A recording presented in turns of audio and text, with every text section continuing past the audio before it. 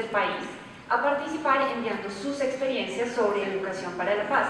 La escuela como un espacio vital para el diálogo, la reconciliación y el perdón. ¿Cómo pueden participar? Pues ingresando a la página de internet www.premiosantillana.com.co. En los colegios se han llevado a cabo numerosas experiencias sobre paz, sobre educación, sobre perdón, entonces los invitamos a que ingresen ya mismo y a que participen. Las inscripciones las pueden hacer hasta el 5 de agosto, pueden subir sus trabajos. A continuación, tendremos pues unas palabras muy especiales para iniciar y para darle la bienvenida a este evento. Y es al presidente Belisario Betancur, de la Fundación Santillana para Iberoamérica, América, quien nos quiere pues, dar un saludo. Buenas tardes. Mi cariño nos saluda, la saluda, como dicen los indios guane en Marichal.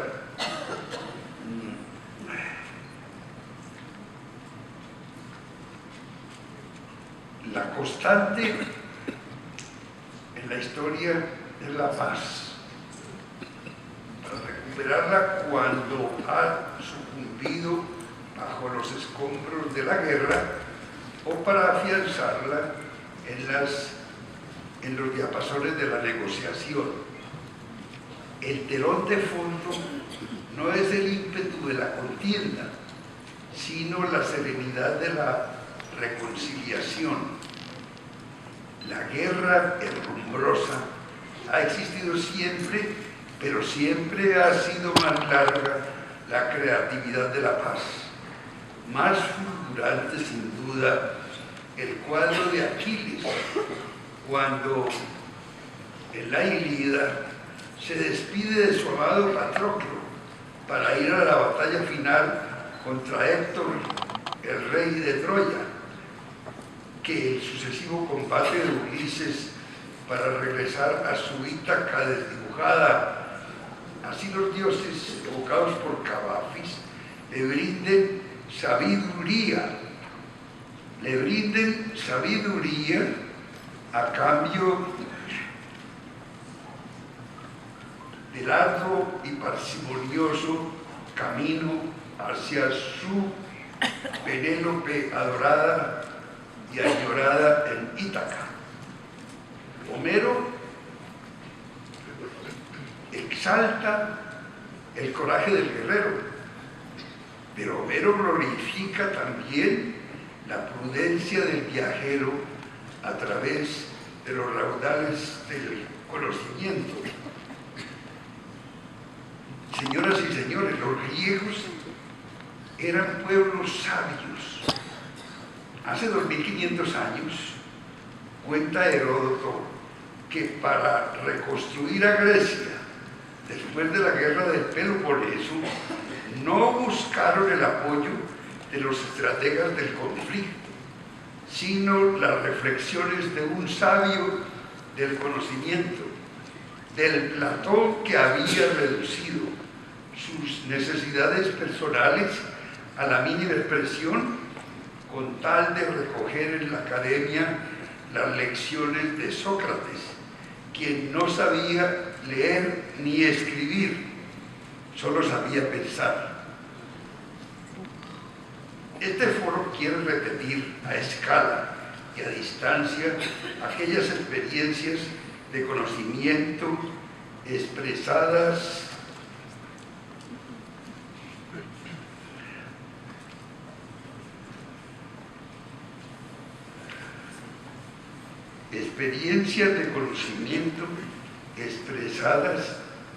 en la elocuente historiadora Diana Uribe y el educador jesuita Leonardo Rincón, en la brillante escritora y periodista María Jimena Duzán y en el polémico y delicioso novelista Daniel Samper Pizarro, en los profundos analistas Ricardo Silva y León Valencia, es guerrillero, gran escritor, y el denso y versátil embajador de España, Ramón Gandairas.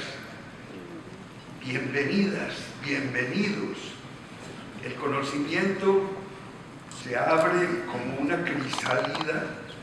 Tienen la palabra Diana y el padre Licón como preámbulo de esta tarde de pensamiento y de conocimiento. Muchas gracias.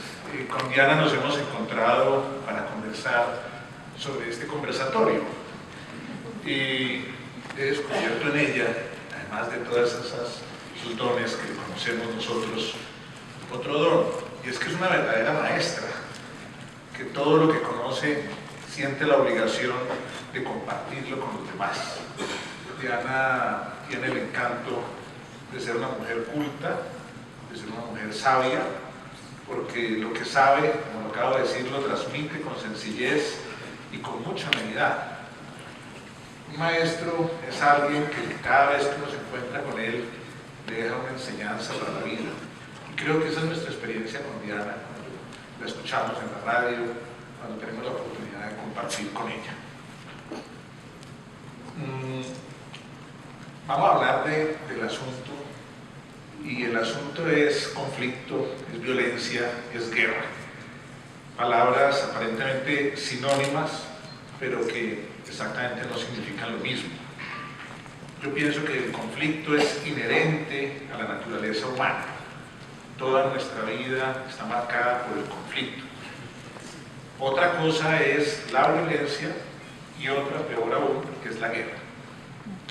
Creo que nos acostumbramos a vivir en medio de un contexto violento. Y ahí está el asunto. Porque me parece aún más grave es que nos hemos vuelto insensibles ante tanta sangre derramada, ante tantas lágrimas, ante tantas víctimas, ante tanto dolor. No nos extraña que los medios hablen a diario de muertes violentas. Más bien nos extrañamos el día en que no se registre. Alguien decía que nos hemos vuelto vampiros sedientos de sangre, y otros más refinados dicen que somos una sociedad necrófila.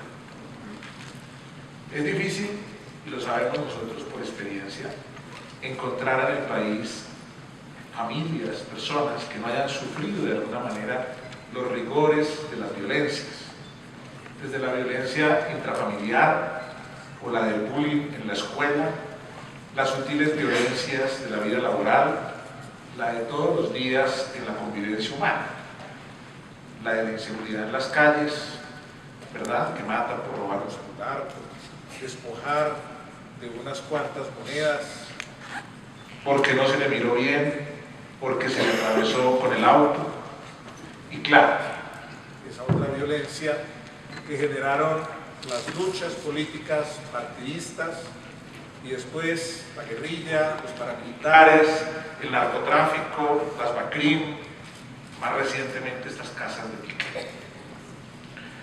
Se han hecho estudios sobre nuestra situación y entonces nos preguntamos, y ayer charlamos eso con Diana, la naturaleza del colombiano es per se violenta. Estamos condenados a ser una nación marcada por la violencia. ¿Qué nos ha llevado a estar donde estamos? Un país de tantos contrastes y contrastes tan radicales. País tan rico y tan pobre. Somos tan acogedores, pero tan intolerantes, tan festivos, pero tan violentos, tan cultos en la teoría, pero a veces tan estúpidos en el proceder, tan creyentes de corazón, pero tan ateos en la práctica. Como escuela, indudablemente nos cuestionamos al respecto, porque los protagonistas de uno y otro lado, bando, clase, poder, como queramos llamar, pues se han formado en las aulas de la escuela, una mayoría. ¿Qué ha pasado allí? ¿Qué ha pasado en el acto educativo que no hemos logrado dejar una impronta de paz en sus mentes y en sus corazones? Y es ahí cuando me atrevo a lanzar algunas hipótesis, podrían ser algunas más. De hecho, ahora con Diana veíamos algunas otras. Por ejemplo, enfatizamos más lo individual sobre lo comunitario. dimos más importancia a la moral de máximos que a los mínimos éticos. Promovimos una competencia malsana, que consiste en ganar, así tengamos que pasar por encima de los otros. Consideramos y lo aprobamos y lo aplaudimos que el ser vivo o avispado es más provechoso que respetar el orden, la disciplina, la fila. Exaltamos la heteronomía sobre la autonomía. Valoramos quizás más la dependencia sobre la libertad auténtica. Quizás aprendimos a copiar y a imitar más que a crear. Creímos que quien es pobre es porque es perezoso. Admiramos a otros como líderes, pero hemos dudado de nuestras propias capacidades para hacerlo también. Generamos una esquizofrenia entre fe y vida. Esto que parece un elenco, es así, muy grosso modo, menos dado el tiempo, que podríamos ampliarlo. La verdad es que se convierte, en mi modo de ver, en un caldo de cultivo para todo lo que nos está sucediendo. La paz no resulta de la noche a la mañana como un fruto jugoso. Toma su tiempo para madurar y crecer, y hay que construirla. En ese sentido es un don, pero a la vez también es una tarea. No es una invitación a la pasividad ni al pacifismo acomodado. La paz supone valentía, supone constancia, tenacidad, sacrificio. La paz es fruto de la justicia. Ahora bien, nosotros como educadores tenemos ese desafío enorme de querer educar para la paz. Pero eso requiere que la escuela en la que trabajamos esté inserta en el contexto real donde vivimos. No puede ser una escuela encerrada en una campana de cristal, de espaldas a la realidad.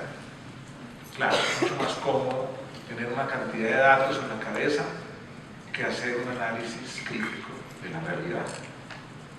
Por eso es un proceso que debe estar patente y atravesando todo el currículum, es decir, todo eso que intencionalmente educa en razón de una propuesta educativa, no solamente el plan de estudios. Y en ese sentido, implica para nosotros los educadores comprometer a los otros actores que rodean a la escuela, en concreto a la familia y por supuesto a la sociedad toda. Soy un convencido de ello. ¿Qué debería entonces fomentarse desde la familia y desde la escuela? Porque es que sería iluso y equívoco además pretender que desde la escuela vamos a educar y vamos a construir la paz. Cuando eso se hace, se construye, se trabaja desde la familia, desde el hogar, primariamente. Y voy a plantearlo desde unos valores que sabemos que están ahí, pero que hay que trabajarlos. Valores como la seguridad, el afecto, el bienestar. Todos sabemos que desde los primeros años de vida los niños deben experimentar eso, sentirse amados, sentirse acogidos, sentirse adaptados, sentirse seguros. Es fundamental. Ese buen comienzo es la siembra de un buen futuro también. Y eso es un trabajo que hay que hacer desde la familia. Por supuesto que todo el asunto de ética y valores que está tan manido hoy en la educación, tan trajinado, hoy cacareamos mucho sobre el asunto y pareciera también que no encontramos como la fórmula para hacerlo efectivamente. La ética y el asunto de la ética y los valores no es una cátedra más dentro del plan de estudios, no es un relleno, es algo sumamente importante. Por supuesto que nos olvidamos que el asunto no está tanto en las pláticas o en el que esté en el plan de estudios o en los discursos elocuentes o en las cantaletas que se echan en el colegio o en las homilías desde el púlpito, sino en la fuerza del testimonio. Porque todos lo sabemos, son los valores vividos más que los proclamados los que realmente dejan huella, una impronta en nuestra vida. El asunto, tenemos que trabajar muy seriamente el asunto de la autonomía y de la libertad responsable, acordes con la psicología evolutiva, respetando esas etapas del desarrollo moral. Procesualmente hay que ir caminando hacia el ejercicio efectivo de la autonomía y de la libertad responsable. Me parece que hay exabruptos pedagógicos cuando pretendemos tratar a los infantes como si fueran adultos y a los adultos como si fuéramos niños, como si fueran niños. Un cuarto asunto parece que consiste en promover los derechos humanos y el cumplimiento de los deberes que generan esos derechos también. Los derechos humanos son un patrimonio ético de la humanidad y el cumplimiento del deber es su prueba más fehaciente. Casi siempre, lamentablemente, apelamos más a los primeros, enfatizamos más el asunto de los derechos, pero casi nunca hablamos de los segundos, de los deberes. Otro asunto que me parece muy importante es el respeto y la apertura de la diversidad y la pluralidad. No basta ser tolerantes y ser pacientes. Es muy importante reconocernos distintos, valorar la alteridad. El otro es diverso, el otro es distinto, el otro piensa diferente de lo que yo pienso, pero merece todo mi respeto y mi valoración. Y en esa misma dirección, valorar los débiles y las minorías. En el mismo entorno escolar, quizás desde el mismo entorno familiar, se puede constatar que hay unos que son débiles en razón de su edad, en razón de su salud, en razón de la condición socioeconómica, en razón de la etnia. Bueno, esos que muchas veces han sido considerados los perdedores de la historia son importantes y su palabra vale. Se habla mucho del diálogo. Bueno, pues el diálogo efectivamente hay que trabajarlo y eso supone capacidad de escucha, pero sobre todo supone un comunicarse de forma sincera, clara, directa, donde honestamente en un diálogo constructivo se busque la verdad. Y a propósito de la verdad, verdad y honestidad van juntas.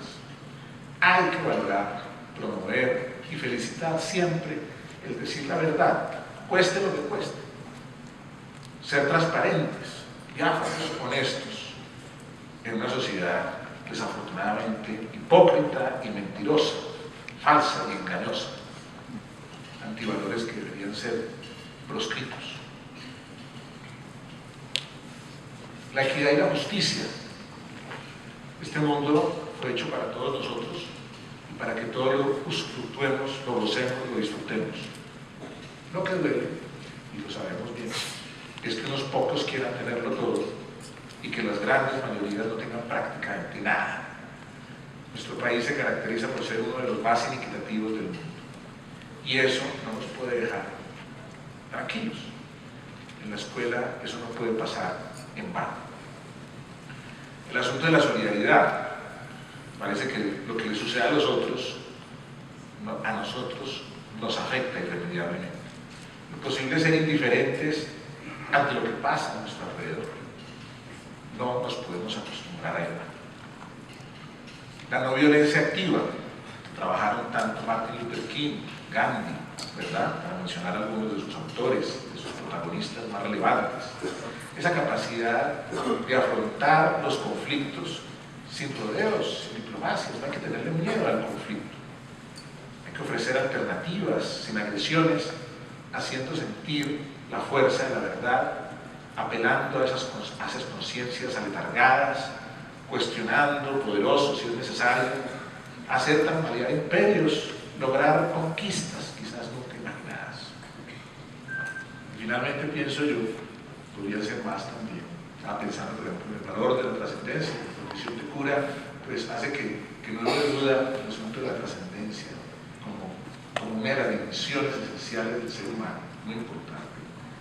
Bueno, quizás de por allí puede salir la reconciliación y el perdón, aunque no necesariamente tiene una connotación confesional, por supuesto. Pero desde el hogar y la escuela, aprender a transformar y a solucionar los conflictos es apremiante. Hacer sentir la grandeza del perdón y la reconciliación.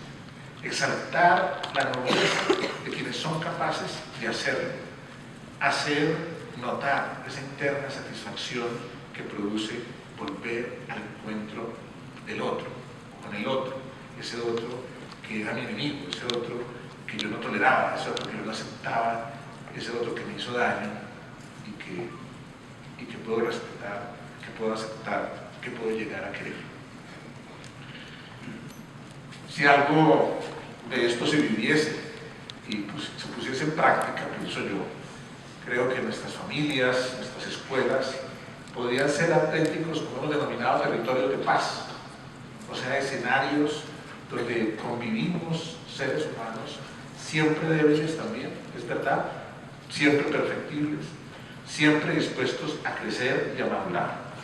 Supone no negar, supone no ignorar los conflictos cotidianos, sino transformarlos hasta convertirlos en oportunidades de crecimiento, de calidad de vida. Acá. Buenas noches. Es muy importante que estemos reunidos aquí.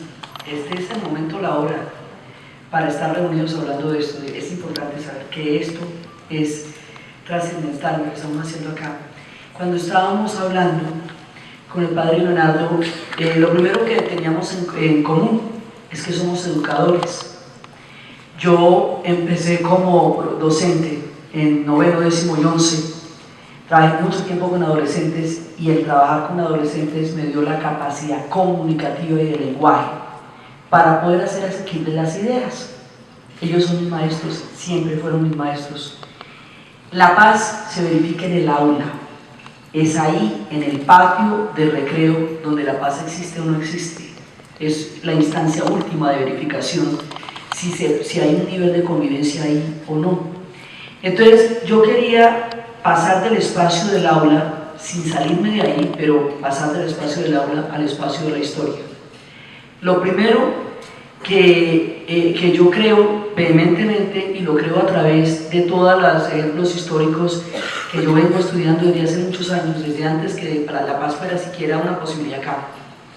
Esto lo digo duro y lo repito, no hay pueblos condenados, no existe ningún pueblo que no tenga la capacidad para resignificar sus paradigmas y montarse otro. Los paradigmas o los derroteros con que los pueblos se guían son construcciones humanas. Y lo mismo que uno se inventa una maluca, se puede inventar una mejor. Chévere. Hace 20 años se hizo el genocidio de Ruanda en abril. Los ruandeses, primero, ellos, cuando nosotros hablamos acá de la imposibilidad del perdón, ellos se mataron 850.000 personas a machete en el mes de abril. El exterminio casi de la etnia Tutsi a manos de la etnia Hutu. Los ruandeses llegaron a la conclusión de que el mundo se había globalizado y se había vuelto empresarial y ellos se habían ahogado en sangre. Los ruandeses llegaron a la conclusión de que no había más tiempo para matarse, que una sociedad no puede seguir matándose, y para poder salir adelante se perdonaron. Hicieron la metodología de la Comisión de la Verdad y la Reconciliación y del proceso surafricano. Mandela, Desmond Tutu, de Klerk crearon una metodología y crearon una metodología del perdón y de la reconciliación sobre la base de la catarsis y de la verdad. Entonces esta gente cogió la metodología de los surafricanos, se la aplicaron ellos. Yo les digo, perdonar 850.000 personas de todas las familias matadas a machete es bastante más de lo que nosotros tenemos que perdonar, a pesar de lo duro que haya sido lo que hayamos vivido, se los aseguro. Ellos eran 4 millones, esto es casi una cuarta parte de la población, lo que se mató de esa manera tan brutal en el mes de abril. Y después empezaron a cambiar los referentes y mandaron a todos los chicos a estudiar modelos de negocios y trajeron gente que supiera de modelos de negocios y se pusieron a ver cómo generaban una sociedad próspera y cambiaron las armas y los imaginarios de los guerreros por computadores y por significación de empresarios y de comunitarios, y la India mandó la banda ancha de internet al África Oriental. Eso les dio la conectividad para poder hacer viable su modelo. Hoy, 20 años después del genocidio de Ruanda, son un ejemplo de estabilidad, de viabilidad en el África Oriental. Dicen han llegado los chismes que hasta se han vuelto familias juntos de Tutsis y de Hutus, porque mucha gente murió y empezaron a reorganizarse como familias. Había una mujer que vino acá que se llamaba Inmaculé, que decía que ella estuvo 3 meses en un baño con otras 7 mujeres mientras mataban a toda la gente de su aldea, de su pueblo, y ella pensaba cada vez que qué iba a hacer con un Hutu cuando lo tuviera enfrente, qué cantidad de maldades le iba a hacer, y el pensamiento le dolía la cabeza, y volvía y pensaba otra peor y le dolía el estómago, y al cabo de un tiempo dijo, si pensar en hacer esos actos me duele, el cuerpo, con toda seguridad realizarlos no me va a dar ningún tipo de gratificación. Ella salió de ese baño y se fue donde el hombre que había matado a su familia y lo perdonó, y los dos se fueron por Ruanda creando un ejemplo a partir de la experiencia tan dura que les había pasado a ellos. Inclusive los Hutus decían que toda esa gente que mataron les empezó a hacer una falta terrible, porque quedó deshabitado el país, que les hacían falta aquellas personas que habían sido víctimas del genocidio. Entonces, ejemplos históricos mucho más graves. El nuestro es un conflicto grave, pero no es ni el más grave de la historia, ni el primero que se inventó, ni el único que no tiene salida. Es una falsedad creer que los colombianos, por alguna naturaleza alimenticia o genética, sí no somos capaces de resolver un conflicto, hombre.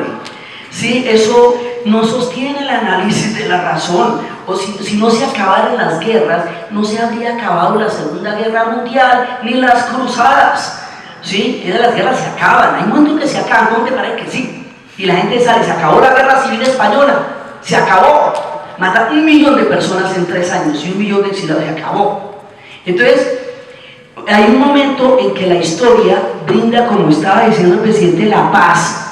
O si no, no se hubieran acabado ni las guerras, ni las de Troya, ni las del Peloponeso, ni las de la antigüedad. Las guerras se acaban. Y la gente tiene que cambiar de paradigmas.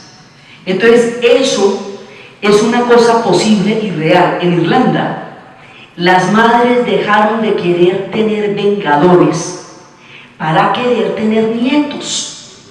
Porque cada generación tenía que protagonizar una rebelión fallida de antemano contra los ingleses. Y entonces estaba el cuento de que iba el muchacho al colegio y le decían que ahí en esa esquina habían ahorcado al primo Patrick, y que a él le tocaba vengar al primo Patrick, y el tipo con el primo Patrick entre el morral, muy complicado. Un día la mamá dijo, no, yo lo que quiero es que usted tenga un hijo y yo tenga un nieto, y no vengar al primo Patrick, pues, ¿qué hacemos? Entonces, los hijos, una generación de muchachos que corresponde a la generación del grupo musical U2, decide negarse a recibir la antorcha de la siguiente guerra. Decide que ellos ya no entienden esa guerra. Esto es súper importante, que la guerra satura, que la guerra no resuelve los conflictos, sino que ella se reproduce a sí misma. Entonces, estos pelados dicen, nosotros no queremos esa guerra, no es nuestra, no la entendemos. Hay un disco de YouTube que se llama War, Guerra, y una canción que se llama como una canción, Like a Song. Ahí dicen que ellos no aceptan tener brazaletes que les digan a quién odiar, que todo el mundo ha perdido, pero que quién ha ganado, que ellos no aceptan eso más, que no les digan a quién tienen que odiar, que ellos no quieren odiar a nadie. Esa confusión de las madres que quieren nietos, porque es que tocaba tener 14 muchachitos, porque por ahí 6 le mataban, y otros 4 se iban. Para quedarse con un par de gatos tenía que tener 14, porque Irlanda no era viable. Entonces todo el mundo se iba, cuando tenía paticas ya se iba. O sea, hay que tener un chorrerón de gente para poderse quedar con alguien en la vejez, porque los que no les mataban, fue hasta los 23, se iban. Entonces, como la guerra de Irlanda es un conflicto de 500 años, y es un conflicto donde el odio constituyó una identidad. La gente se definía en tanto odiaba al católico o al protestante, y ellos, que duraron ese conflicto más viejo que nos tocó de la era moderna, porque arranca desde Enrique VIII, Esta gente que se mató, mire, ellos se mataron con gusto, con gana, con esfuerzo, con empeño. Ellos de verdad se pusieron en la banda, ponían una bomba y la bomba para los paramédicos que iban a auxiliar a los heridos. Eso es una táctica de vida, ¿sí?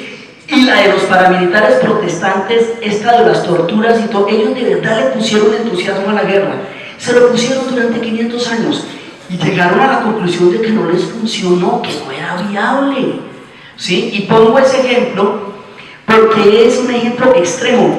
Ahí están los irlandeses teniendo una sociedad viable. Eso no soluciona mágicamente los problemas, pero los hace visibles y se pueden solucionar cuando no están bajo todo el humo. Y hay una cosa en la que quiero yo ser muy enfática hoy también. Es muy importante, en el caso también de Sudáfrica y en el caso de Irlanda, también en el de Ruanda, transformar el concepto de venganza. La venganza es muy avalada. El vengador normalmente se le tiene como un ser de honor que está legitimado de antemano para su venganza. Entonces resulta que, primero, la venganza dicen que es un bosque por donde se puede entrar por cualquier lado, pero no se puede salir de ahí. Una persona nunca se encuentra lo suficientemente vengada como para que amanezca y diga, oye, sí que estoy vengado, oye, me amanecí vengadísimo.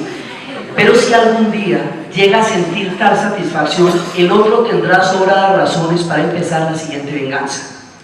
Entonces, la venganza, a partir del 11 de septiembre, la venganza se avaló como un método legítimo. A Jodie Foster no se le pudo volver a hablar porque eso se da contra el que la salude.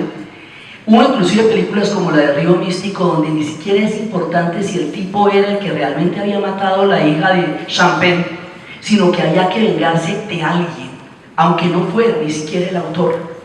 La venganza como imaginario de poder, de superioridad, inclusive de presteza moral, eterniza los odios, hace que una generación herede los odios de la otra y hace que los conflictos no tengan salida.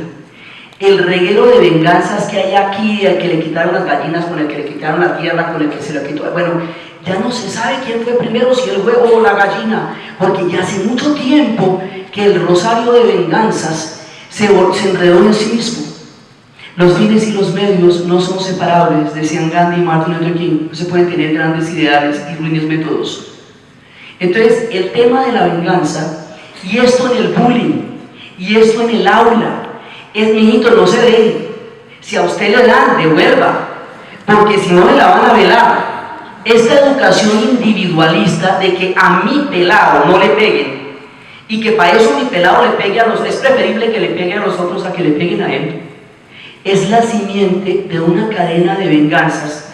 El que la hace la paga, conmigo nadie se mete. A mí, eso sí va a saber quién soy yo. Las palabras cotidianas que tenemos de venganza son muchas. Ese digamos, antivalor, hay que transformarlo, lo mismo que el de la corrupción, porque con él no se puede hacer nada.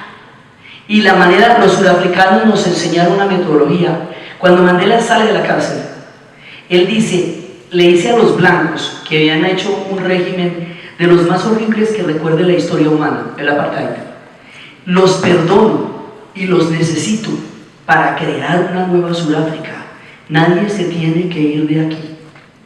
Y empezaron a nivelar los colegios. La educación bantú era una educación hecha deliberadamente para degradar a la raza negra. No les enseñaban matemáticas, y esto no es ninguna caricatura, para que no pudieran contar las riquezas que tenía Sudáfrica en oro y en diamante.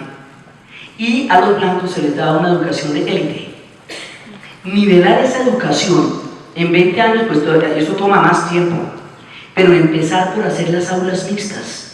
Cuando les digo que esto se verifique en el patio de los colegios, les digo que en el movimiento por los derechos civiles en Estados Unidos, la pelea más grande de todas fue por el derecho a la educación interracial mixta en los colegios. Los niños tenían que ser custodiados por la Guardia Nacional para salir al recreo en el sur de los Estados Unidos. Se paraban frente a los colegios para que no entraran los niños. Fue la lucha más dura. poderse meter blancos y negros en un salón de clase. Por eso es que les digo, ahí se verifica esto.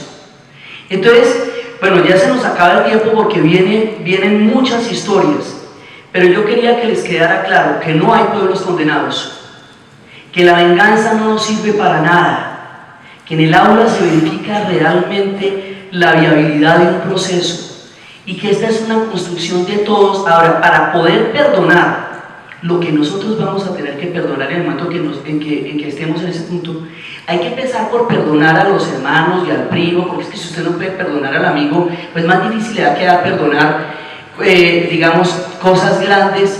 Ese perdón es así, con el vecino, con el primo, con el amigo, con la novia y con el novio. Ahí empieza el perdón. El perdón empieza por todos nosotros y la paz empieza por todos nosotros, porque no es un asunto solo de una negociación, que también, pero es un asunto que tenemos que tener todos. Y repito lo que decían en Irlanda cuando el plebiscito, ya para terminar, estamos así de cerca, cuando decía Tony Blair en el momento en que él fue una pieza clave de la paz en Irlanda. Después metió las patas en Irak, pero eso es otra vaina. Pero el tipo decía, estamos así de cerca de una paz como nunca antes lo hemos estado. Estamos dispuestos a perder esa oportunidad, lo decía cuando había que ratificar los acuerdos. Puede pasar otra generación antes de que nosotros tengamos esta cercanía a un proceso de paz. ¿Estaríamos dispuestos a matar a otra generación? ¿Cuánta gente ha muerto desde que falló la mesa del Caguán? ¿Cuántos colombianos han muerto? Los paisas dicen, ellos hablan en Medellín de 1 millón de personas. En Antioquia se manejan esas cifras, en Antioquia. Entonces, nosotros estaríamos dispuestos a matar otra generación por no aprovechar esta oportunidad histórica. Este es el momento, esta es la hora, esta es la generación y nosotros los agentes de esta posibilidad. Eso era lo que les quería decir hoy para seguir con todo lo que tenemos que contarnos, y muchas gracias por la presencia de todos ustedes hoy. Daniel Samper Pisano, periodista y escritor, y al también periodista y escritor Ricardo Silva. Así damos inicio al conversatorio La búsqueda de la paz en Colombia. Usted tiene que preguntarle a Daniel si quiere, si no quiere no pasa nada. Toda mi vida quiero una respuesta. Bueno, muchísimas gracias por esta invitación. Ahí hay otro micrófono, exactamente. Muy bien, vamos llegando a 30, amor. Entonces, la idea es que yo le hago la pregunta a Daniel, obviamente Daniel la responde. Y después hay un juego de preguntas, ¿no es verdad? No, juego no. Después yo le pregunto, o usted me pregunta a mí, eso. ¿Qué características debe tener la paz buscada en Colombia? Mi querido Daniel.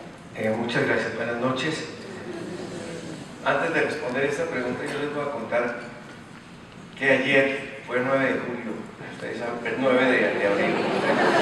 Empecé mal. En la respuesta decía 9 de julio.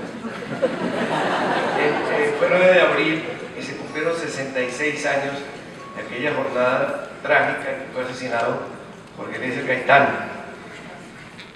Yo recordé que ese día yo tenía menos de 3 años, yo nací el 8 de junio de 1945, o sea que tenía menos de 3 años, y recuerdo como si hubiera sido ayer los días, recuerdo trozos de los días del 9 de abril, es decir, recuerdo que vivíamos en una casa un poco aislada, ahora está llena de edificios de esa zona, en la carrera quinta con la calle 72, y decían que era una casa un poco peligrosa porque daba contra un lote.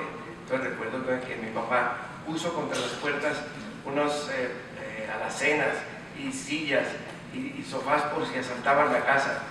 Y a mí me llevaron a dormir con mi papá y mi mamá en un colchoncito pequeño, algo así. Y yo veía un radio que en esa época tenía un ojo verde grande de sintonía, que si estaba bien sintonizado era muy intenso el color y si no lo era se difundía, porque había que oír el toque de queda. Entonces cuando oíamos el toque de queda, repito, yo tenía 3 años o menos de 3 años, entonces ya me decía, bueno, ahora sí, hay que dormir porque ya sonó el toque de queda.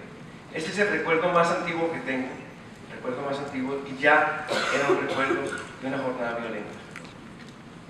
Yo soy un colombiano que cumplirá, pues ya les dije la edad, cumplirá muy pronto 69 años de edad, y recuerdo muchísimas jornadas violentas. Esa es la primera, la más lejana, pero yo he crecido, como han crecido varias generaciones de colombianos y como ha crecido la generación mía, evidentemente, rodeada de hechos trágicos. También recuerdo que unos pocos años después, debía ser el año 52, teníamos una finca en Fusagasugá y en un momento dado subieron, no puedo olvidarlo, todavía me estremezco, 3 niños muertos en una especie de angarillas. Los llevaban, habían sido destrozados y decían que había estallado una bomba, que era una bomba que habían dejado en algo, o había caído y no había estallado en un potrero, y estos niños la habían golpeado con un hacha, con algo así, y estalló y había muerto.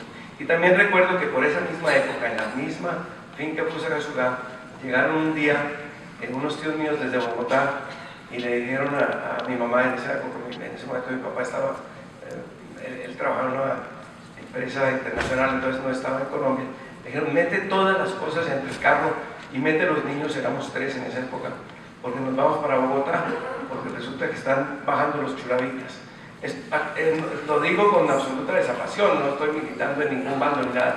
Los chulavitas en esa época eran una banda paramilitar al servicio de determinado partido en Colombia, y se supone que estaban atacando a los pueblos liberales. Yo recuerdo también, debía tener 6 o 7 años, que metieron a los 3 niños entre el carro con lo que pudieron, y mi mamá se fue encaravanada pues con estos tíos míos, porque se supone que Fusagasugá era un pueblo liberal que le iban a saltar los chulavitas. 7 años es otro recuerdo que tengo de violencia. Y tengo muchos más. Cuando ya crecí, fui universitario, fui amigo, conocí a un sacerdote, fui amigo de él, lo entrevisté para El Tiempo, ya estaba yo trabajando en El Tiempo, se llamaba Camilo Torres. Hicimos buenas migas, era un tipo muy simpático realmente. Luego se metió a la guerrilla y en el primer combate murió. Recuerdo a un líder estudiantil que nos admiró mucho a todos los que éramos estudiantes en esa época, porque organizó desde Bucaramanga un paro nacional de estudiantes, se llamaba Jaime Arenas. Luego también se fue para la guerrilla, desertó de la guerrilla y lo mataron en una calle de Bogotá, los enviados por el ELN. Años después sigo recordando la historia personal mía. Tuve que salir por amenazas del país y vivir en España, que ha sido mi segunda patria, mi segunda tierra, donde sigo intermitentemente. Y allí me enteré de que un compañero mío de trabajo y entrañable amigo de la universidad, que se llamaba Luis Carlos Galán, había sido asesinado por narcotráfico. Años después, en Colombia secuestraron a mi mejor amigo, que se llamaba Guillermo Cortés, La Chiva, amigo de muchas personas aquí presentes, como el presidente de Tancur. Un tipo de bien, un tipo que no hacía daño a nadie, aficionado al fútbol, muy divertido. Lo secuestró una banda que tenía una especie de licencia para secuestrar en una zona de Cundinamarca y venderle a las FARC a los secuestrados. 7 meses estuvo secuestrado, milagrosamente lo rescataron, pero también tengo esa vivencia de Guillermo Cortés a los 70 y tantos años recorriendo por las noches los montes porque estaba secuestrado. Después tengo una vivencia más cercana, que la única vez que he estado en alguna operación de rescate o de visita a alguna persona que esté alzada en armas, que fue a acompañar a Piedad Córdoba a rescatar unos entre comillas rehenes, es decir, unos secuestrados de las FARC. Fui con ella, el comportamiento del gobierno fue tal que hubiera podido matarnos a los que íbamos a rescatar a los rehenes y a los rehenes de paso también. Es otro recuerdo que tengo, violencia también. Y últimamente he estado vinculado emocionalmente y informativamente, por determinadas razones, a la rehabilitación del Salado, una población en los Montes de María de Bolívar, donde fueron asesinados 30 y pico personas en el campo de fútbol y enterrados allí mismo, 30 y pico campesinos, porque en un momento dado un grupo paramilitar resolvió que colaboraban con la guerrilla. La colaboración consistía en que si pasaban la guerrilla y ellos no les daban unos pollos o lo que fuera, los mataban por no colaborar. Y si los daban, entonces los mataban los paramilitares por colaborar. De modo que mi vida en 69 años ha estado sin nada todo el tiempo, por la violencia. He tenido momentos muy placenteros, naturalmente, mil cosas, y no era difícil que pudiera estar aquí sentado. Pero he sido un colombiano nacido en la mitad del siglo y estoy envejeciendo y estoy jugando los minutos 80 por ahí del partido, siempre designado por la violencia. Yo estoy aquí, no soy experto en nada, no soy experto ni en historia, como la estupenda conferencia que nos dio Diana, ni en violentología, que los hay muy expertos, ni en sociología, ni en nada. Yo estoy sentado aquí porque lo que no quiero es que ni mis hijos, ni mis nietos, ni mis bisnietos, que espero lleguen pronto, vayan a tener esa vida asignada por la violencia durante tanto tiempo. De modo que acepté venir para eso, para decir, no quiero que los condiscípulos de ellos tampoco lo tengan, no quiero que ningún colombiano tenga que vivir en una vida que está escalonada por hitos violentos y sangrientos como la de mi generación. De modo que por eso estoy para decirles que creo que podemos hacer la paz, es más, que creo que tenemos el deber de hacer la paz aportando lo que sea necesario para ello, y que no lo hacemos por nosotros, tenemos que hacerlo por las personas que vienen detrás de nosotros. Gracias.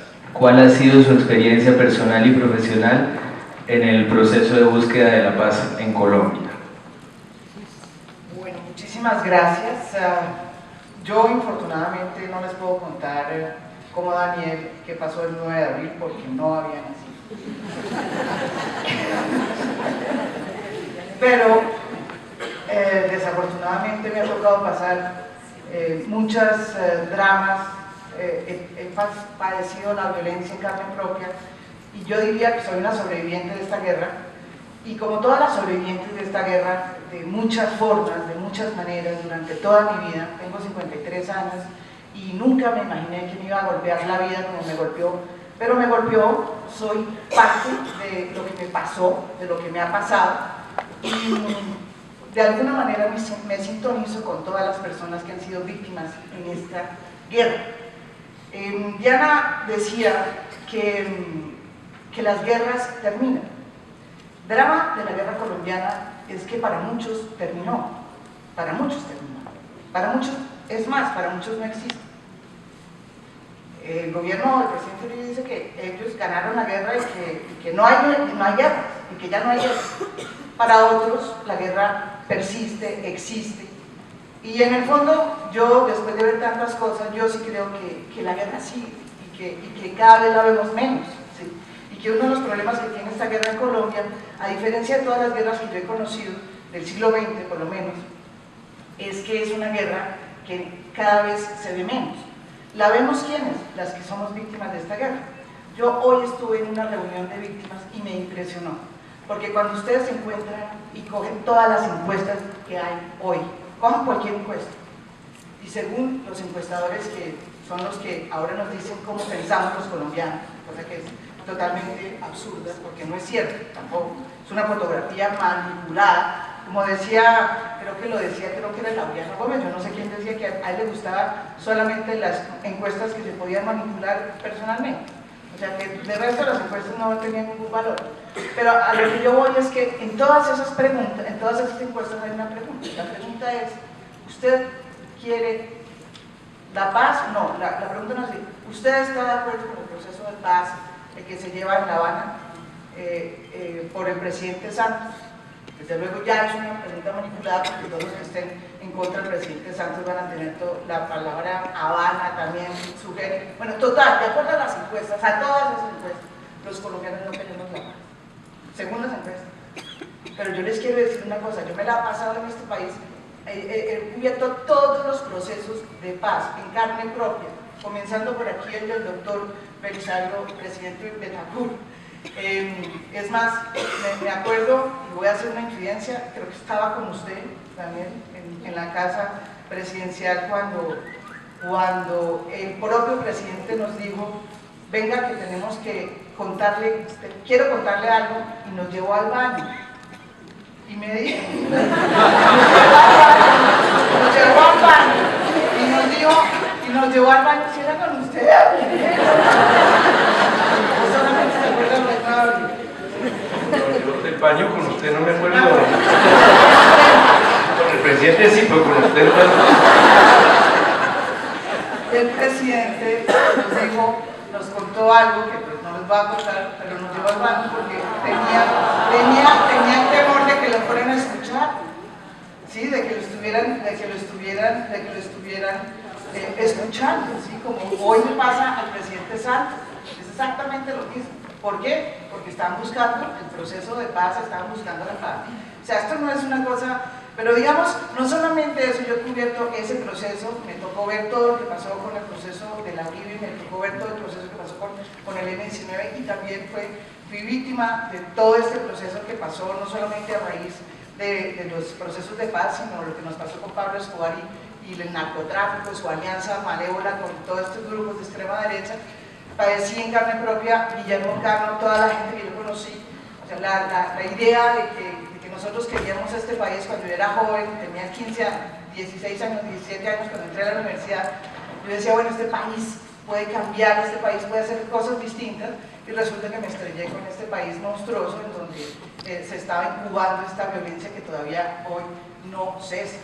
Entonces, digamos, el haber tenido tan joven, digamos, tantas muertes, a mí me ha cambiado mucho, ¿sí? debo ser sincera en ese sentido. Nunca me imaginé que yo a la edad de 25 años ya hubiera conocido tanta muerte, o sea, sin siquiera imaginármelo, ¿no? O sea, mi familia cambió, mi familia, asesinaron a mi hermana también, a mí me tocó irme, pero me pasó una cosa que me pasa siempre que hablo con las víctimas en general, y es que somos las víctimas de este país las que más creemos en la democracia, en la justicia.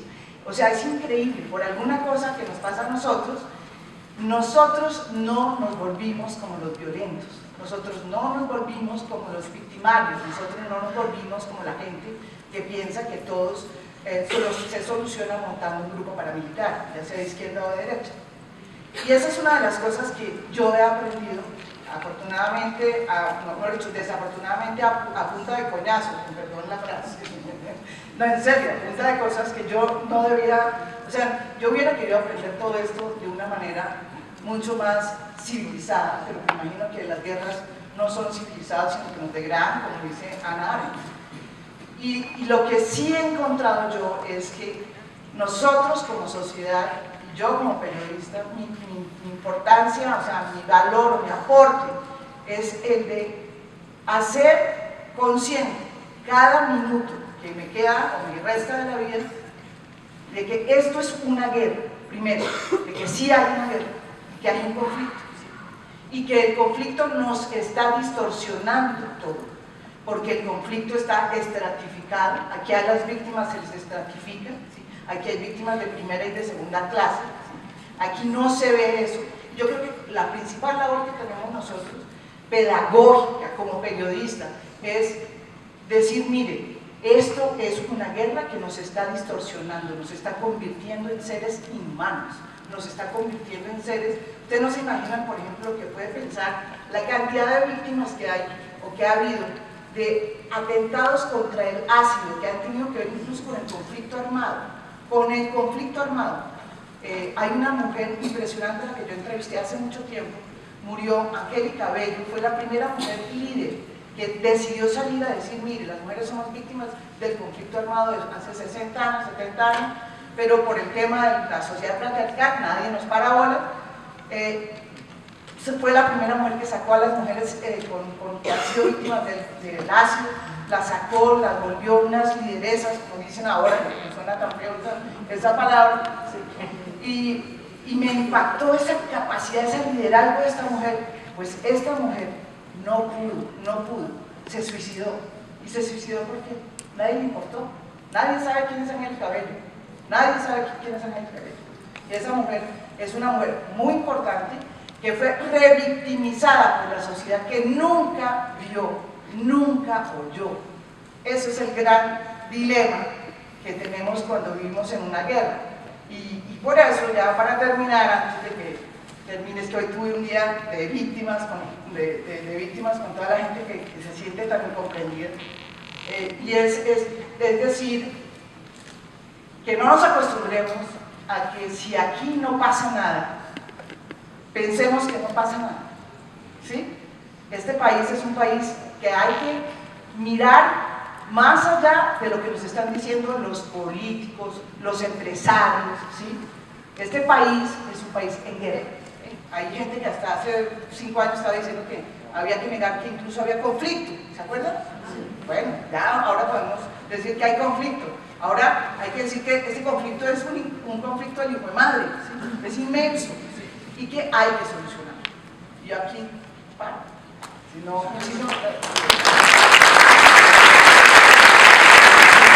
Pues estaba pensando con lo que ustedes decían, que yo soy de otra generación, pero puede ser interesante, porque lo primero que se me ocurrió es que querría hablar de mi mamá y de mi papá, porque pues, mi papá es un educador de toda la vida, un profesor que pues desde los 18 años está dando clase, primero en la Universidad Nacional, en donde fue también cercano de Camilo Torres, y mi mamá es una abogada que creció en una familia liberal, pero tuvo un hermano, su hermano se llamaba Alfonso Romero Buch, que fue asesinado en la avenida Jiménez en el año 76. Luego, y ella misma fue magistrada auxiliar del Consejo de Estado mucho tiempo. Luego mi mamá fue secretaria jurídica en el gobierno de Virgilio Barco y tenía, entre muchas otras cosas, entre sus funciones manejar las extradiciones. Entonces en la casa pues no dormíamos porque ella no llegaba, ponían carros, bomba en el edificio, todo esto mientras estábamos en el colegio y era común tener puntos de encuentro por si estallaba una bomba. Entonces creo que aun cuando soy de otra generación, sí ha sido semejante la sensación de que uno lo puede matar, en que en Colombia uno lo puede matar en cualquier momento, que no es tan remoto, no es una posibilidad tan remota, pues está latente. Dicho esto, me parece que mis papás han contribuido como han podido, que haber sido profesor durante tantos años, mi papá todavía lo es y todavía va a su clase, creo que da como 20 horas de clase a la semana y le encanta. Y está muy preocupado por varios textos que han estado saliendo en estos días, por la muy buena investigación que hizo la Fundación Compartir, por ejemplo, la he estado leyendo muy juiciosamente. Le gusta un libro que bordea peligrosamente la superación personal, que se llama Todo lo que aprendí, lo aprendí en el kinder, y lo cita hoy con mucha frecuencia, y está de acuerdo en que todo lo importante se aprende en el kinder.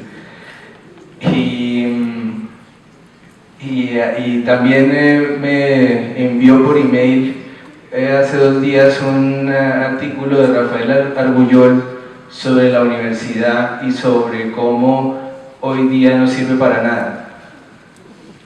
Y entonces creo que para cerrar y para pensar en qué sentido puede tener la educación, mi papá diría algo como esto, diría que la Fundación Compartir tiene razón en que hay que devolverles la dignidad a los profesores,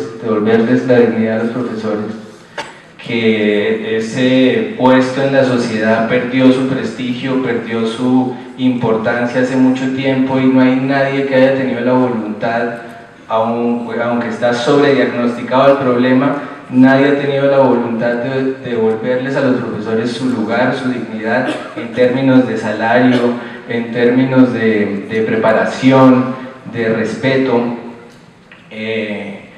Diría que el camino de los victimarios a las víctimas en Colombia está realmente despejado totalmente y que para eso hay que justamente usar la educación para que la gente tenga mucho que perder, sería la idea, para que la gente no mate tan fácil como mata hoy en día y la violencia no sea un empleo, un oficio.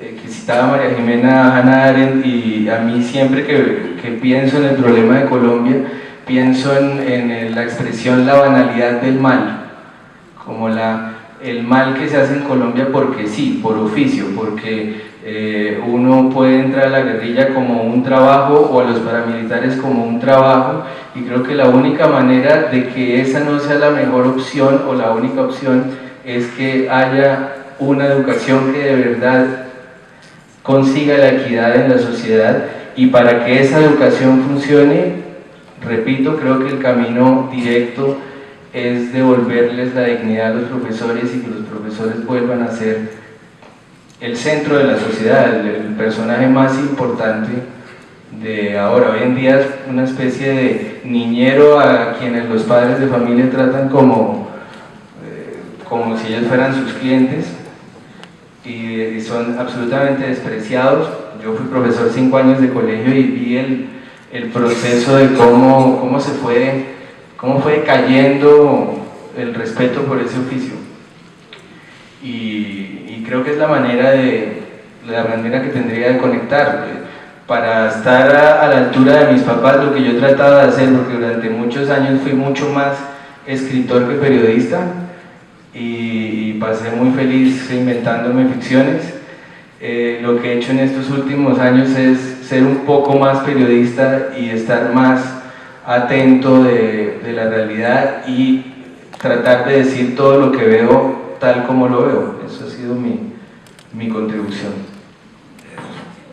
Bueno, muchas gracias.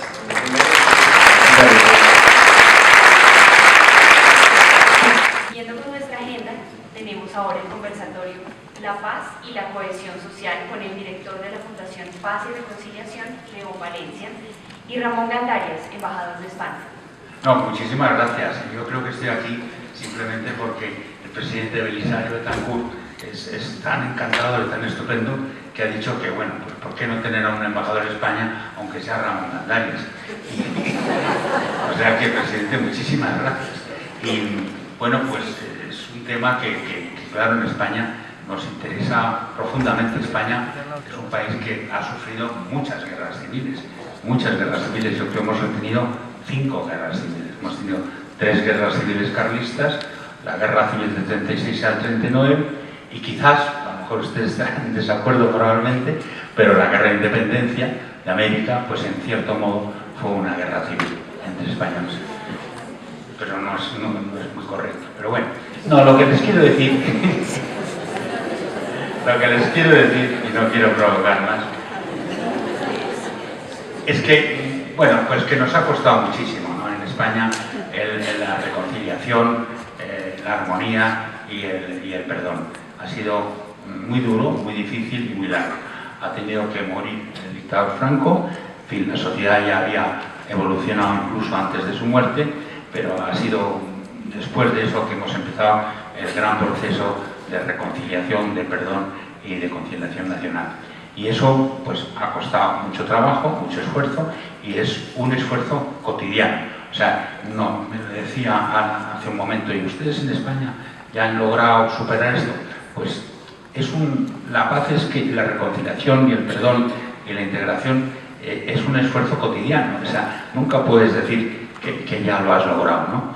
Y estamos, sí, claro, efectivamente, muy adelantados, pero no se logra. Enseguida, el fanatismo, la intolerancia, que es práctica muy nuestra, pues resurge otra vez. Y hay que tener el enorme esfuerzo de la aceptación del contrario, del respeto, de la humildad, que nos cuesta mucho, Y yo les digo que yo creo que este país es un país espléndido, que yo llevo un poco tiempo en él, pero que ya me ha entusiasmado, y que es un país que no es único, no es una excepción, no es una cosa rara lo que les pasa. Y yo estoy seguro que están ustedes muy cerca de alcanzar un punto importantísimo para empezar una gran reconciliación y un gran futuro para este fantástico país que se lo merece. Y tendrán que hacer el esfuerzo a todos los niveles, ¿no? Porque no es solamente los negociadores, sino es un esfuerzo a todos los niveles de toda la sociedad. Y yo creo que efectivamente, como han dicho aquí, que la verdad han sido muy brillantes los antecesores, que esa educación de la paz, de la convivencia, de la tolerancia y el respeto, pues no hay duda, y que eso es una gran iniciativa de la editorial santillana, que empieza, por supuesto, en la casa, pero empieza en la escuela y empieza muy desde el principio. Y si procuramos y educamos a nuestros hijos, yo ya a nuestros nietos, a mis nietos, en el respeto a sus compañeros, yo estoy seguro que también en eso estamos ayudando a edificar la paz y la cohesión en nuestros países. Pero en fin, tú sabes mucho más. Yo he leído, por cierto, tu libro, que me ha gustado muchísimo. Es un libro de una sinceridad enorme, de una gran valentía, porque reconoces muchas cosas, y yo estoy seguro que tú puedes explicar mucho más cómo se anda en el camino de la paz. Hace 20 años yo firmé un acuerdo de paz, el 10 de abril de 1994. Hacía parte del Ejército de Liberación Nacional, había estado en su comando central, y salí con un grupo de amigos y amigas, de compañeros de esa organización, y me propuse buscar una negociación de paz, y después de mucho esfuerzo la encontré y pudimos firmar un acuerdo de paz. Y claro, esto es una fecha especial. Ese acuerdo cambió mi vida radicalmente, y pude venir a vivir y a buscar no solo la paz mía, la paz de mis amigos, sino la paz del país. Es una vida un poco, claro, desgraciada, porque si uno se dedica en la juventud a organizar una guerra y luego se dedica a los años adultos a tratar de desmontar esa guerra, pues eso tiene su desgracia enorme. Y eso es lo que he hecho después. Y hoy, pues hay muchas coincidencias, porque es 20 años también del premio Santillana, y es casi 30 años, o son 30 años casi exactos, digamos, de la firma de un acuerdo emblemático de paz que no se cumplió, que no se pudo cumplir, que fue el del presidente Belisario Betancur con las FARC. Fue por esos tiempos, creo que fue marzo de 1984 que se firma ese acuerdo. Digamos que estamos 30 años, 20 años, y yo siempre he tenido una gran admiración por el presidente Betancur. La tuve cuando estaba en la guerrilla, y luego la he tenido siempre, y ya lo saben, porque él se inventó un proceso de paz cuando no había guerra. Tuvo la lucidez de pensar en la paz cuando era una paz preventiva.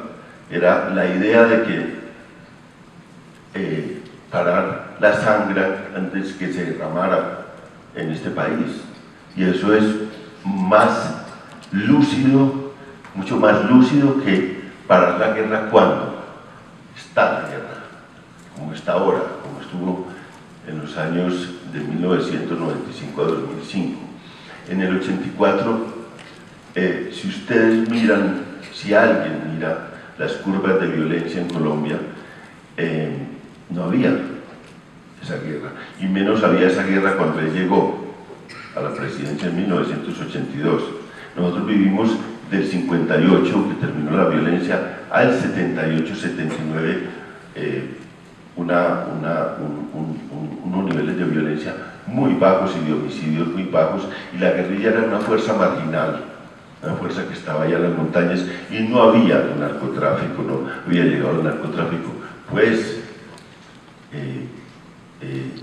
la entrada de los años 80 fue el protagonismo de la guerrilla. Empezó ese protagonismo impresionante de la guerrilla y del narcotráfico, y empezó la guerra de los 80, la guerra de los 80, que fueron grandes magnicidios, fue cosas como el Palacio de Justicia, después de que se firmó la paz con el presidente Belisario Betancur y se fue rompiendo paulatinamente esa tregua. Pero después, aún esos magnicidios que eran muy dolorosos, porque era la muerte de personajes muy importantes para la vida nacional, de toda una Corte Suprema, de Galán, de Jaramillo. Después fue que vino la guerra, en 1995, después de un acuerdo también de una constituyente, de 1995 a 2005, y eso es importante que ustedes lo sepan. Yo que me dediqué a contar, al oficio desgraciado de contar muertos, de contar desaparecidos, de contar desplazados, el 70% de las víctimas de los 50 años se produjo entre 1995 y 2005. Y el año más violento en Colombia en 100 años fue el año 2001. Eso está aquí cerquita. La gran guerra, la guerra se hizo entre 1995 y 2005. Todavía la tenemos y está empezando otra vez a cuajarse un ciclo de violencia si no lo paramos ahora con esta negociación. Y cuando se pregunta, y la pregunta que me hicieron para venir a contestar es, bueno, ¿qué implica la paz en Colombia? Para hablar de la paz en Colombia, para hablar de la paz, hay que hablar de las dimensiones de esa guerra.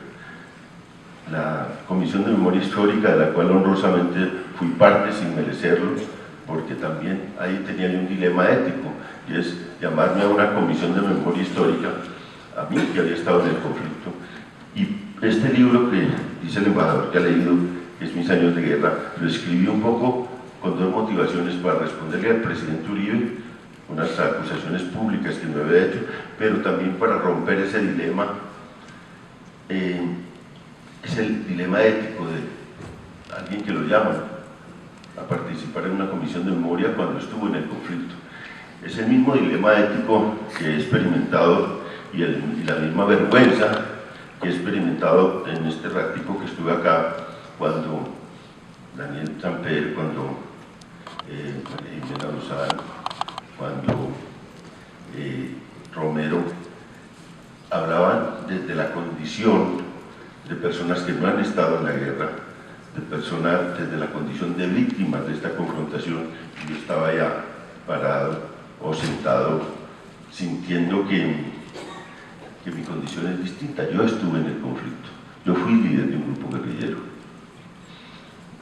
Y este libro lo escribí también en ese momento para romper ese dilema ético, contar lo que me había sucedido a mí, lo que había hecho, cómo había participado en esta guerra, para poder recuperar alguna autoridad moral para participar en esa Comisión de Memoria Histórica. Pues esa Comisión de Memoria Histórica dice que hay 220.000 muertos en todo este conflicto y dice que hay 6 millones de víctimas. Eso es un holocausto, el mayor del hemisferio occidental. Aquí no se conocen guerras, quizás Diana Uribe pueda tener más claridad sobre las guerras, pero después de la guerra de secesión norteamericana ha habido una guerra que ponga, tal vez la del Chaco, que mataron 1 millón de personas, pero esa fue en el siglo XIX. En el siglo XX no había una guerra como esta. Fíjense que las dictaduras del Cono Sur, todas juntas, no llegaron a 50.000 muertos. La infamante dictadura de Pinochet tiene un saldo de 3.200 muertos y desaparecidos. Y nosotros ya hemos contado acá 220.000 muertos como producto de esta guerra y 6 millones de personas. La guerrilla ha estado en 242 municipios en los últimos 30 años, después de ese fracaso de las negociaciones de paz. En esos 242 municipios que ha estado, pues representan el 20% de los municipios del país, pero el 40% del territorio, el 10% quizás un poco más de población, y parecería que es una guerra marginal en esos 242 municipios. Pero si ustedes notan, esa guerra marginal ha capturado la agenda política del país, la interna y la externa, durante 30 años. Todas las elecciones presidenciales se refieren al conflicto, a una decisión de paz o de guerra. Nosotros tenemos un fantasma que nos aprisiona, que es esa confrontación muchas veces marginal, que, como decía María Jimena, a veces no vemos, que no quieren que veamos. Eso es una cosa durísima. De eso estamos hablando, de esa dimensión del conflicto. Y para enfrentarse a solucionar este problema hay que tenerlo primero con toda la claridad de lo que ha significado eso para el país, para la cohesión social. Tenemos un país enemistado y un país muy extraño. Usted sabe que la seguridad democrática y el proyecto de acabar por la vía militar con las FARC unió al país, y que la guerra ha unido al país en la opinión y en las élites, y la paz lo divide. Es un país extraño.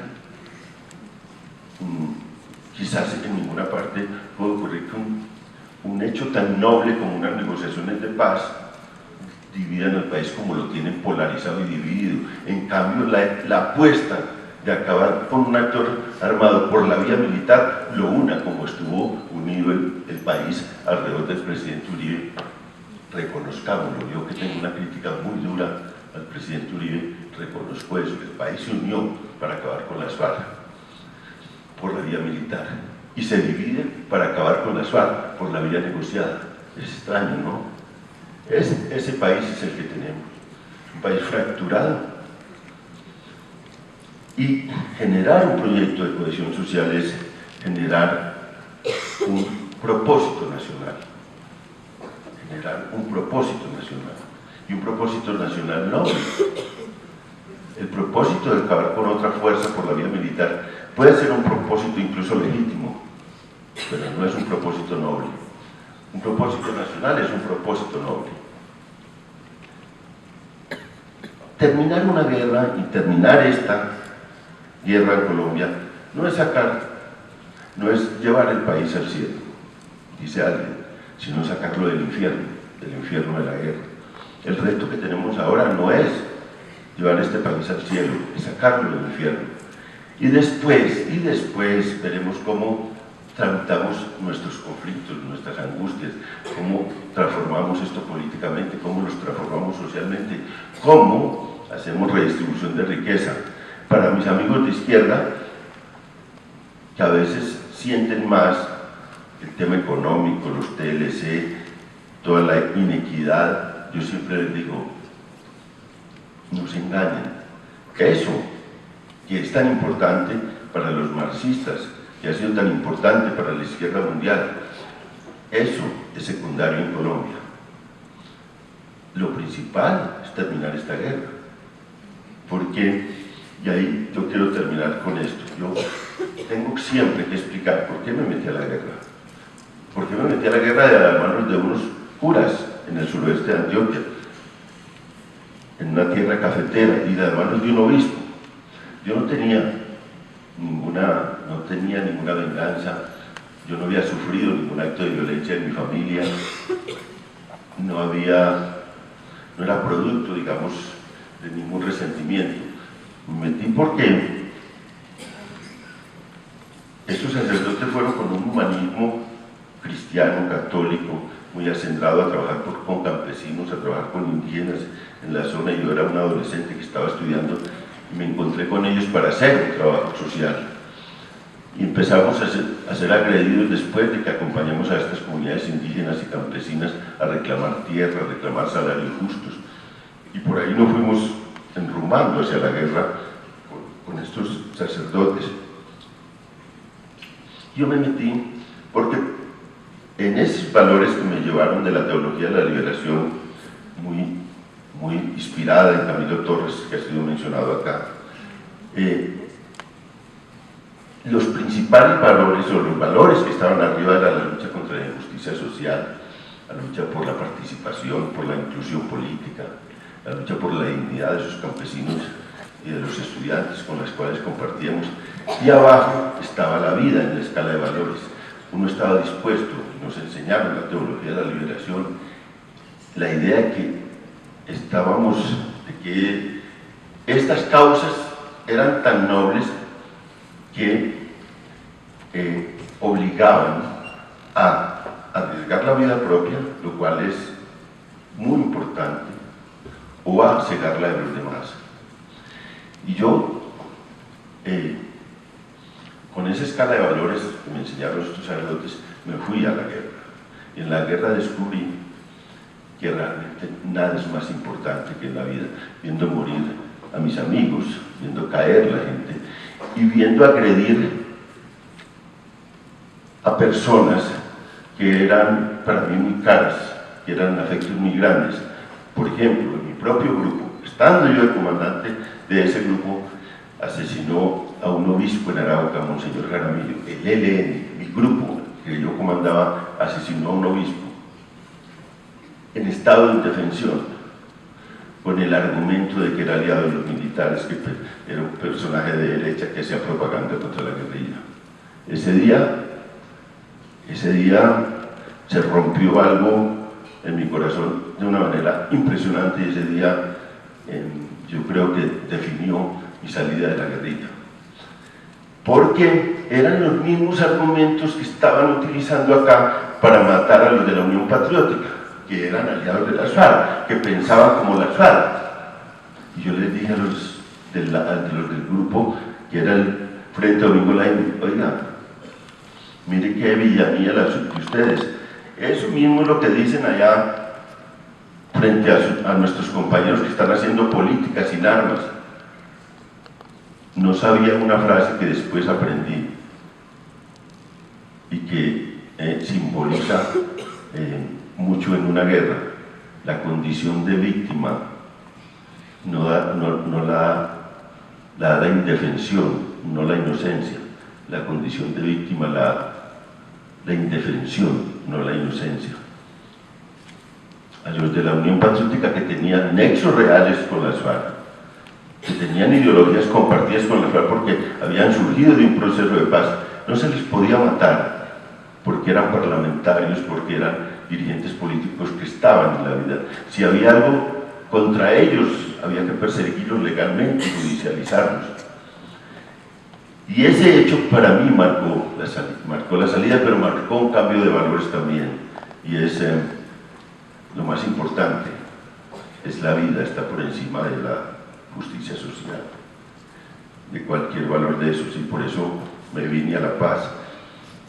Pero hay algo más, y esa sí es una pregunta muy fuerte que me he hecho siempre. Eso que sentí individualmente, que lo pensé, que lo sentí, que me motivó a salirme de la guerra, al lado de eso hay otra pregunta que siempre me he hecho. En un país donde hay grupos humanos que durante 50, 60 años de manera permanente se han comprometido con la guerra, hay una pregunta muy grande para ese país, porque de verdad la decisión reina de cualquier ser humano es arriesgar su vida o cegarla de otro. Hay decisiones muy importantes en la vida: casarse, optar una carrera, irse del país, en fin, hay muchas decisiones importantísimas en la vida de un ser humano, pero la decisión reina, la decisión más grave de todos es la decisión de arriesgar su vida o la decisión de cegarla de otro. Y si durante tanto tiempo tanta gente ha decidido en Colombia arriesgar su vida por una causa o cegar la vida de otro por esa causa, ahí hay una pregunta muy grande para ese país, y es la pregunta que nos estamos haciendo ahora cuando hay unas negociaciones de paz y cuando la gente como ustedes y como yo estamos haciendo una fuerza infinita para que eso se concrete en un acuerdo de paz. Estamos discutiendo un quiebre de la vida de este país, estamos discutiendo un quiebre que fue el mismo quiebre que tuve yo en esa confrontación, ahora un quiebre colectivo para transformar este país. Muchas gracias.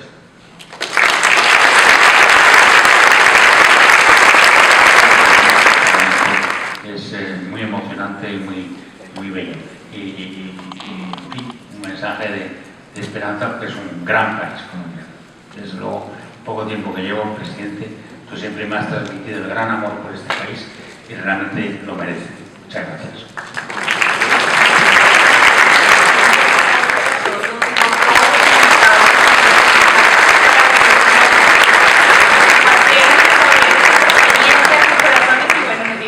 Absolutamente global del conflicto. Continuamos ahora con el lanzamiento oficial del Premio Santillana 2014 a cargo del presidente Belisario Betancourt. Qué escuela la de esta tarde, qué profundidad de pensamiento, qué cátedra, qué catedráticos. Llegamos al final de este encuentro que nos ha congregado para compartir distintas perspectivas del anhelo común por la paz y para profundizar en el aporte que podemos hacer desde la educación. Muchas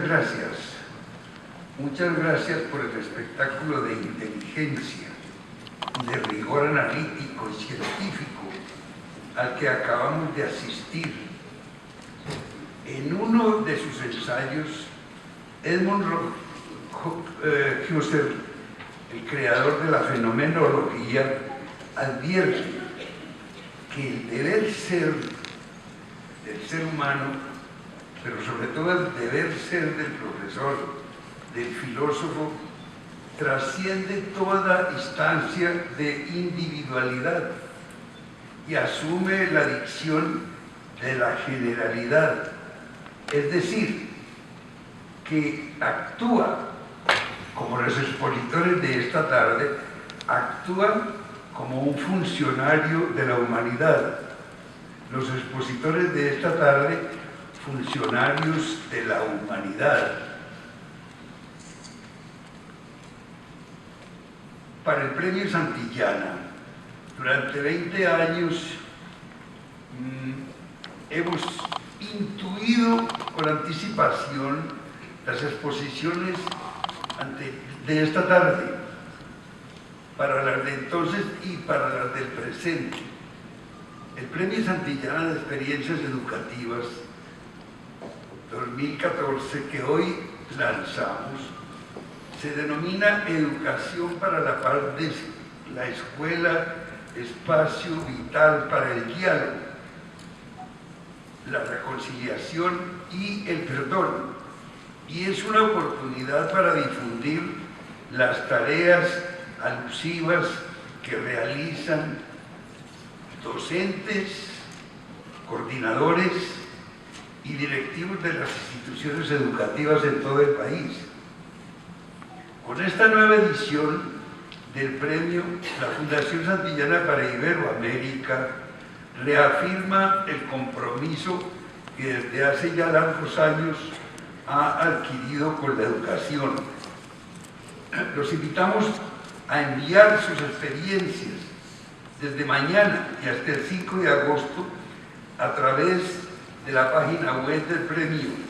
Cada institución educativa que quiera participar puede presentar su experiencia y evidenciar así los resultados del trabajo sistemático que realizan a fin de promover una educación para la paz, una educación en paz y una educación por la paz. Gracias sean dadas a los ilustres miembros del jurado de este premio, aquí presentes. Muchas gracias, profesores. Sé que las jornadas han sido arduas, largas, en ocasiones tediosas, en ocasiones beligerantes, porque no hay transacciones previas. De aquí el profesor José Fernando Campos se me sonríe, porque él es uno de los que no admiten transacciones previas. Y muchas gracias, además, a los doctores Gonzalo Giraldo, Nepo Torres y Fernando Barreto, subdirector y jefe de programación de CAFAM, por tan generosa acogida, con su diligente e inteligente personal humano para presentar esta tarde de pensamiento y de pensadores. Cuando escuchaba algunas de las exposiciones, por ejemplo a Diana y a María Jimena, con vivencias que le salían muy de lo hondo, o del hondón del alma, como diría don Miguel de Unamuno, pensaba en que esta cátedra es realmente una cátedra para la paz, y en que como ellas apuntaban, es el momento. Quizá en ocasiones no percibimos con exactitud el momento que se está viviendo. Se cruza por un camino y uno cree que ese es uno de los caminos y no percibe que quizás es el camino final o el camino que queda. Heidegger, el discutido filósofo alemán, en un hermosísimo libro, dice que uno va por el bosque por un camino y de repente el camino desaparece. Desaparece porque se escinde en muchos caminos y si no la aprendemos se nos puede escapar. Pasa una vez y quizás ya no se repita. Muchas gracias a Cafam de nuevo por el escenario que nos ha brindado y a todos, husserlianos, funcionarios de la humanidad. Muchas gracias. A ustedes, muchísimas gracias.